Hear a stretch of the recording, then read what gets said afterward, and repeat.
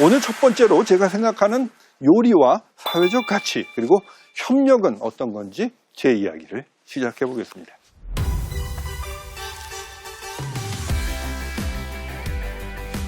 오늘 제가 강연할 내용, 집밥, 도시재생, 그리고 상상의 공동체입니다.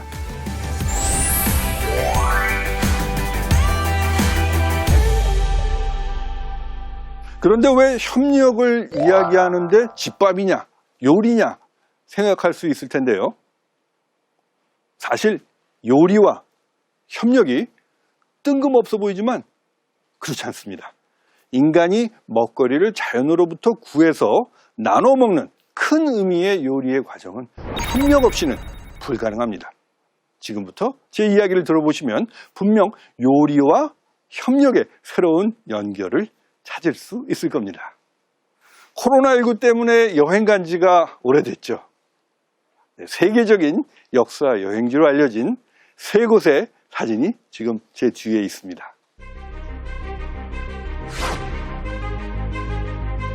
이 세 곳은 모두 유네스코 문화유산이라는 공통점이 있지만 또 다른 공통점이 있습니다. 바로 모두 도시라는 점이죠. 도시는요, 인류가 만들어낸 최고의 발명품이자 스스로가 창조한 인공의 서식지입니다. 도시는 국가의 탄생으로 이어졌고 문명의 시작을 의미했습니다. 예전 부족사회는 서로 같은 혈연, 지연으로 끈끈하게 엮어진 동질적인 사회였다면 도시에 모여든 사람들은 서로 달랐습니다. 언어와 풍습도 달랐고 그만큼 사회적 충돌, 갈등의 여지가 아주 커진 거죠. 그래서 사람들은 이 사회적 위험 요소를 줄이고 관리하기 위해서 제도적 장치를 고안했습니다. 그것이 바로 법입니다. 그런데 이 강제적인 법만 가지고는 통제가 쉽지 않았습니다. 갈등 요소를 줄이고 협력을 강화하기 위해서는 또 하나의 제어 장치가 필요한데 그것이 바로 문화입니다.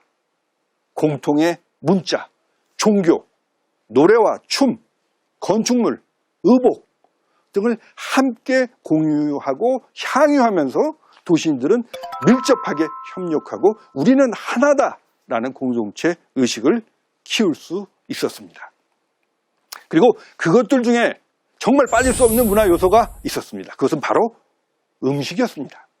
같은 종류의 음식을 먹는다는 것은 오늘날까지도 인간에게 아주 강력한 동질감을 선사합니다. 이렇게 음식은 도시의 문화적 정체성, 동질감을 창출하는 측면에서도 중요했지만 개별의 가족들이 거주했던 집이라는 공간에서도 마찬가지였습니다.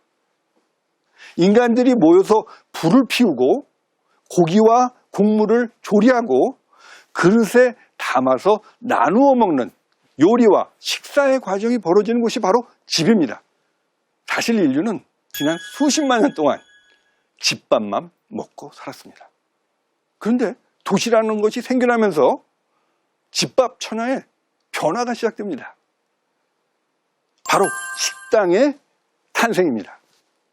식당의 탄생은 도시의 탄생만큼이나 중요한 발전입니다. 왜냐하면 식당은 이전 사회에는 상상할 수도 없던 진일보한 사회적 신뢰와 협력 관계를 전제로 하기 때문입니다.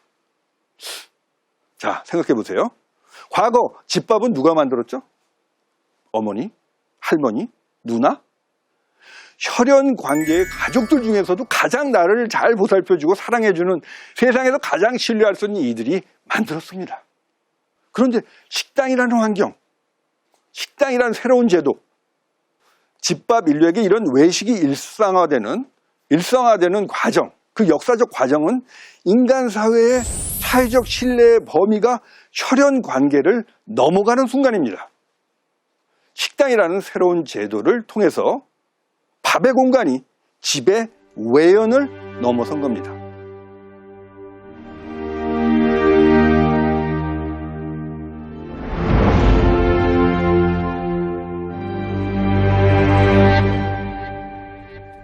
현대 도시들이 노쇠하면 나타나는 증상들이 있습니다. 바로 도심 공동화 현상입니다. 전성기 때는 정말 상점도 많고 회사도 많고 북적였던 거리가 건물도 텅 비고 가게도 문 닫았고 거주하는 사람들도 사라져서 유령 도시처럼 도시 한가운데 큰 구멍이 생기는 현상입니다. 그런데 어떤 도시는요, 나이를 먹어도 쇠약해지지 않고 오히려 청춘을 되찾습니다. 회춘을 하는 겁니다. 도시의 노화 관리가 있다면 바로 그것이 도시 재생입니다. 자연적 노화를 막고 정책적 노력을 통해서 버려지고 낙후돼버린 슬럼에 다시 사람들이 북적대고 상업과 문화활동이 활발하게 일어나게 하는 시도가 바로 도시재생입니다. 도시재생을 제가 처음 경험한 것은 좀 오래전이에요. 17년 전쯤에 이탈리아 볼로냐에 가서 제가 다큐 촬영을 한 적이 있습니다. 볼로냐는 유럽의 문화 수도라 불릴 정도로 학문, 예술, 그리고 경제활동까지 아주 왕성한 도시입니다. 사람으로 치면요, 나이가 100살도 넘었는데 몸은 막 펄펄 날아다니는 청년인 셈이죠. 그 비결이 무엇이었냐? 바로 도시 재생이었습니다. 구도심에 있던 수백 년도 더 된 낡은 도축장, 공장, 창고들을 철거하지 않고 외형을 그대로 살리고 거기에 영상아트센터, 도서관, 예술극장, 그런 문화시설 그리고 상업시설을 집어넣었어요. 그 현장에 가본 적이 있습니다. 공사 현장에. 그리고 인터뷰를 했습니다. 그때 그분 말씀이 아직도 기억이 나요. 도시의 오래된 건축물과 거리는 그냥 벽돌 더미가 아닙니다. 이것들은 이곳에 살았던 사람들의 기억이고 마음입니다. 이것들이 살아있어야 도시도 삽니다. 돈이 몇 배 들어가도 도시 재생을 하는 이유입니다. 이 말을 듣고 저는 우리나라의 도시들을 생각해 봤습니다. 우리는 오래된 거리, 오래된 건축물들을 불도저로 다 밀어버리고 그 자리에 똑같은 모양의 현대식 빌딩과 아파트를 지었습니다. 낡은 것을 재생하기보다는 버리고 새로운 것을 만들었죠. 결과는 어떻게 됐죠? 서울, 부산, 전주, 대전, 대구 전국의 도시들, 동네들이 전부 다 똑같아졌습니다. 하지만 옛날 건축물의 외형을 단순히 리노베이션한 것만으로 도시재생이 가능했을까요? 제가 취재하면서 깨달은 점이 있었어요. 단순히 낡은 건축물, 공장들 개보수하는 것만으로는 부족하다. 도시의 노화를 막고 버려졌던 도심 공간들이 정말 회춘하는데 또 다른 비결이 있다. 그때 찾아낸 답이 바로 요리입니다. 쇠락한 거리, 또 문 닫은 빈 공장, 폐허가 된 조선소, 바로 이런 곳들로 사람들을 다시 불러 모으는 것은 관공서도 아니고 기업 본사 건물도 아니고 맛있는 음식과 멋진 분위기가 있는 식당과 카페였고 푸드 마켓이었습니다. 뒤에 보이는 이 사진은 런던에 있는 푸드 마켓입니다. 이름이 메르카토 메트로폴리타노. 하루에 거의 1만 명 가까이의 방문객이 찾는 핫플레이스입니다. 그런데 원래 이곳은 런던 변두리에 망한 종이공장 자리였어요. 그 공장이 정말 너무 보기 흉하고 골조만 남아있었고 범죄가 끊이지 않는 우범지대여서 낮에도 사람들이 발을 들여놓지 않는 곳이었어요. 그런데 이곳에 아주 매력적인 푸드 마켓이 들어서면서 동네가 혁명적으로 바뀌게 됩니다. 대기업이 들어가서 어떤 거대한 쇼핑몰을 진 것이 아닙니다. 소자본으로 시작한 푸드 마켓이었어요. 그런데 운영 방식이 특별했어요. 숨겨진 유망주들을 발굴했어요. 그리고 이 사람들이 큰 자본 없이도 식당을 할 수 있도록 설비를 제공하고 음식을 팔도록 했어요. 또 장사가 되든 안 되든 고정액을 내는 대신에 매출 베이스로 연동되는 임대료를 내는 조건을 내걸었어요. 그러니까 입주한 식당들 부담이 적죠. 그러다 보니 좋은 선수들이 모여들기 시작했습니다. 또 한 가지 중요한 이 푸드마켓의 철학은 지속 가능성입니다. 음식을 친환경, 유기농 재료를 활용해서 사람 손으로 제대로 조리된 요리만을 팔도록 했습니다. 공장에서 만들어진 재료 가져다가 조립만 해서 내는 프랜차이즈 식당은 임대료를 아무리 많이 낸다고 해도 들어올 수가 없는 거죠. 작년에 팬데믹으로 얼마나 이 런던도 영업이 어려웠어요. 그럼에도 불구하고 153억 매출을 기록했습니다. 아무도 거들떠 보지 않던 슬럼가의 폐허가 연간 100만 명이 넘는 방문객이 찾는 런던 최고의 핫플레이스로 살아난 겁니다. 요리를 통한 도시재생이죠.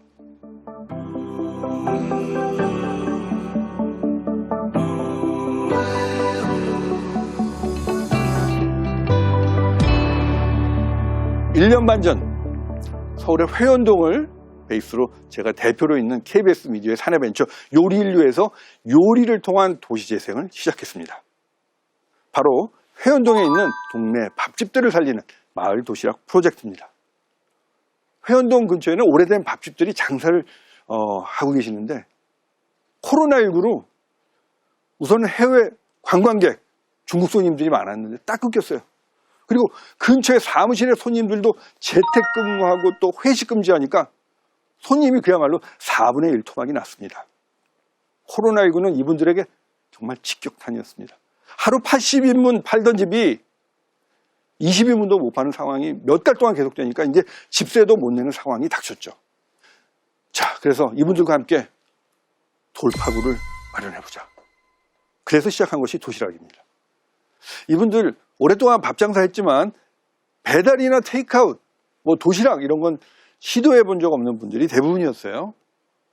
도시락 메뉴는요, 새롭게 만들기보다는 이 식당들이 이미 잘하고 있는 그 집의 유명한 대표 반찬들 위주로 특색 있는 도시락을 만들어 봤습니다. 그리고 작년 11월 비대면으로 열렸던 이 회원 은행나무 축제 하루 팔아봤습니다. 근데 결과가 아주 좋았습니다. 평소에 20개도 못 팔던 식당이 150인분 넘는 도시락을 판매했습니다. 이것이 계기가 돼서 뜻있는 기업들에서 단체 주문이 하나둘씩 들어오기 시작합니다.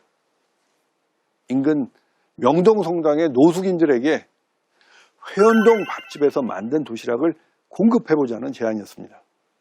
그 덕분에 생계 위기에 내몰렸던 회원동 식당들이 다시 살아나고 있습니다. 월 매출이 평균 300만 원씩 늘었고 식당에 재료를 대는 쌀가게, 정육점, 야채 가게까지 덩달아 살아나게 됐습니다. 어려운 동네 식당들이 더 어려운 처지의 노숙인들을 돕는 도시락. 이것이야말로 진정한 협력이자 진정한 의미의 상생이 아닐까 합니다.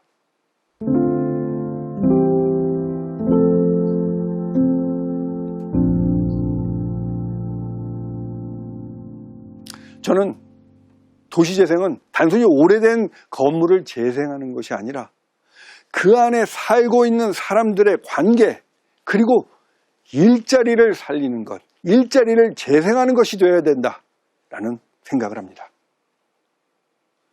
보이지 않는 것을 재생함으로써 보이는 것들이 되살아나게 하는 과정, 이것이 바로 도시재생이라고 생각합니다. 상상의 공동체라는 개념이 있습니다. 정치학자 베네딕트 앤더슨이 1980년대에 펴낸 책에서 제시한 개념입니다. 아무리 민족이 작다고 해도 수십만, 수백만이 되잖아요. 사람들은 서로 알기가 만무하죠. 만나봤을 리도 없죠. 하지만 민족이라는 상상의 공동체를 머릿속에 그리면서 서로 연결되어 있다고 믿는 겁니다. 생면부지의 상대와 확대된 신뢰관계가 바로 이 상상하는 능력이 있었기 때문에 가능했다는 거죠. 앞서 우리가 얘기했던 도시의 탄생, 그리고 식당의 탄생도 바로 이러한 인간의 상상력, 생물학적 한계를 뛰어넘는 협력의 상상력이 있기 때문에 가능했을지 모릅니다. 가족부터 사회까지, 특히 포스트 코로나 시대에는 더더욱 협력이 중요하고 꼭 필요한 시기라고 할 수 있는데요. 제가 이렇게 요리를 통한 도시재생에 관심을 가지게 되면서 느낀 것이 있습니다. 인간은 의미를 먹는 존재인 겁니다. 협력은 이 생명이 지구에서 진화의 과정 속에서 보여준 가장 중요한 생존의 방식입니다. 파괴와 착취가 아닌 재생과 협력을 선택하였기 때문에 음식은 쇠락해가는 도시를 살릴 수 있습니다. 도시락 하나가 폐업의 위기 속에서 가슴 졸이던 이웃의 얼굴에 웃음을 불러올 수 있습니다. 제가 이렇게 요리를 통한 도시재생을 하면서 느낀 바가 있습니다. 사회 문제는 협력할수록 더 효과적으로 해결할 수 있다는 겁니다. 자, 지금 저의 강연과 관련해서 질문 영상이 도착했다고 하는데요. 어떤 질문일지 궁금합니다. 한번 들어보겠습니다. 코로나 이후 로컬 문화가 중요해지는 이유와 앞으로 어떤 변화를 겪게 될까요? 이 팬데믹의 시대에 우리는 우리가 살고 있는 이 도시 환경을 이제 다른 각도에서 보게 됐습니다. 이제까지는 모든 게 다 집중되어 있었죠. 사무실도 집중되어 있고 일터도 집중되어 있고 이제까지는 모든 것이 집중되어 있는 사회였다면 앞으로의 팬데믹 이후에 지속 가능한 세상은 분산형, 로컬이 중심이 되는 이런 사회 형태로 갈 거라고 생각이 듭니다. 질문을 듣고 보니까 제가 생각했던 것보다 많은 분들이 이 협력에 대해서 고민을 많이 하셨던 것 같습니다. 제 오늘 강연으로 다소라도 궁금증이 해소되셨으면 좋겠습니다. 오늘 저의 강연은 여기까지입니다.